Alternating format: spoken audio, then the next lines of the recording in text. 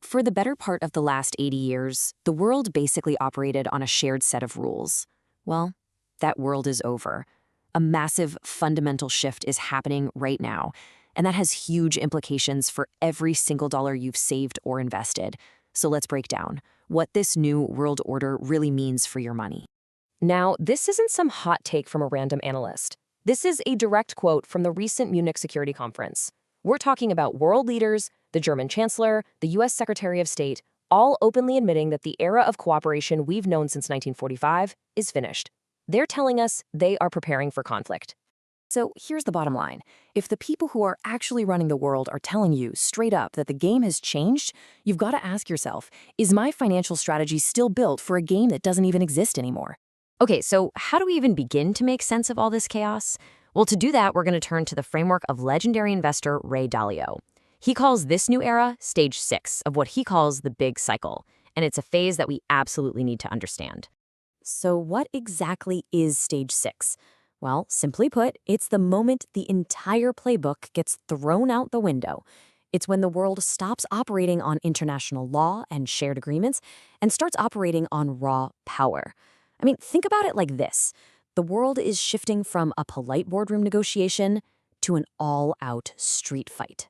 And this shift, it creates a whole new set of rules for money, for trade, and for power. And when you see them side by side, the differences are, well, they're pretty stark. And wow, this table really lays it all out, doesn't it? Before, disputes were handled by organizations like the WTO. Now, they're settled with sanctions. Supply chains used to be all about efficiency and finding the cheapest place to build something. Now, it's all about national security. And money itself, capital, used to flow freely around the globe. Now, it's being used as a weapon. All right, so this new reality, it brings some very specific, very real dangers for investors. We're going to break down the 3 biggest threats to your wealth in this new stage 6 environment.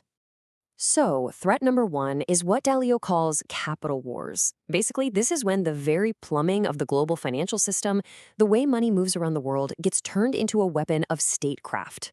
The new arsenal includes stuff like freezing a country's foreign reserves or kicking them out of the SWIFT banking system. A perfect and kind of scary example was the Greenland dispute.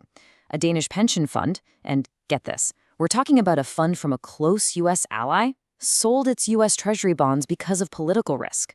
When even your friends start treating your debt like a weapon, the whole system has a crack in its foundation. Threat number 2 is something called debt monetization.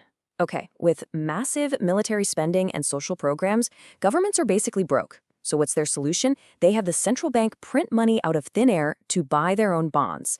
It's kind of like a backdoor way for them to pay their bills, but what it really is, it's just a hidden tax on your savings. It's theft through inflation. And that brings us to our 3rd major threat. And this one's a biggie. It's the market's biggest obsession right now, artificial intelligence, and it's on a collision course with this harsh new geopolitical and financial reality. The scale here is it's mind-boggling. Building out all the data centers, the chips, the power grids needed for AI is projected to cost $3 trillion by 2030. This entire boom is fueled by massive amounts of borrowed money, which makes it incredibly vulnerable to any changes in interest rates or how capital flows. But, and this is a huge but, here's the kicker.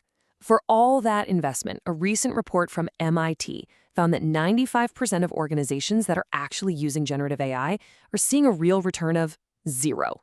Zilch. Trillions of dollars of investment are chasing virtually no profit right now. That, my friends, is the classic definition of a bubble. Okay, so that's a lot of bad news, I know. But understanding the threats is always the first step to building a solid defense.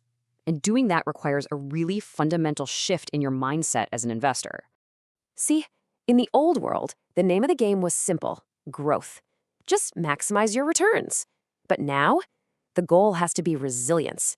The number 1 objective is no longer to get rich, it's to stay rich by preserving your purchasing power through all the chaos that's coming. Survival has to come first. So what does this new defensive strategy actually look like in practice?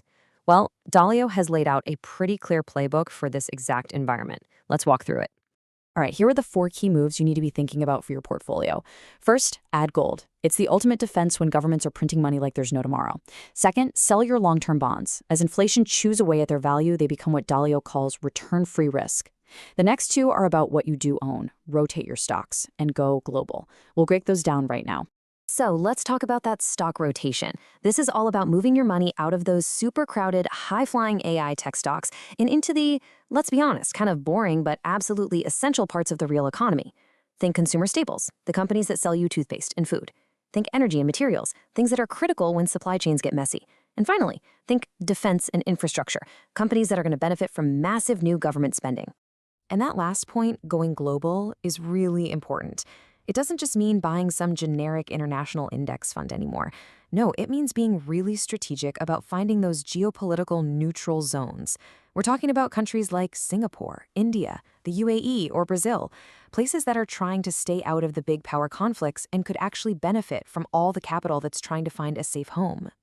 You know, when you look at all of these moves, they all really boil down to one core principle. But it's a principle that has been completely redefined for the world we live in now. And honestly, this quote from Dalio just nails it. In a world where rules are ignored, diversification is your only rule. In a world where treaties, laws, and old norms are just being thrown out, true, radical diversification isn't just a good idea, it's the only rule that still matters. This means you have to start thinking about diversification in like 3 dimensions. It's not just about owning stocks and bonds anymore. It's about diversifying from paper assets to hard assets, like gold. It's about diversifying from geopolitical conflict zones to those neutral havens. And it's even about diversifying across different legal jurisdictions so that not all of your assets are held under one single system. And that really brings us to the final, and maybe the most important question of all. I want you to take a hard, honest look at your own investments. Ask yourself, is my portfolio built for the stable, globalized world that just died? Or is it resilient enough to survive the more dangerous, more chaotic world that we've all just entered?